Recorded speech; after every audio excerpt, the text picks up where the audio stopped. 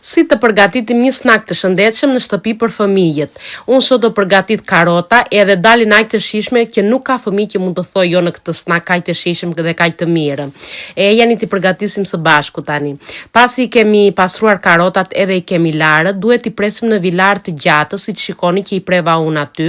Edhe pastaj do përgatitim një përzierje të vogël, e cila është me kripë, hudhër, piper të zi, vaj ulliri, parmesan cheese, unë I hodha këtë djathë, mund të hini çfarë të doni juve, edhe një çik piper të kuq, paprika do me thënë, që është I ëmbël, nuk të djekë. Përzierjen tani do ta hedhim brenda te karotat që t'i trazojmë të gjitha bashkë, që e gjithë shija e këtyre erëzave të vejnë në çdo vend të karotave, edhe pastaja tek tepsia, do shtrojmë, do grim do me thënë, një qik parmesan cheese prapë, djathin parmesan, thoni si të doni, edhe nga lart do vendosim karotat para se t'i vëmë në furrë.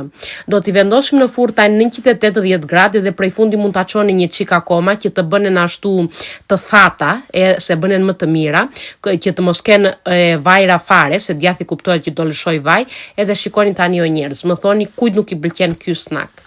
Kaloni bukur.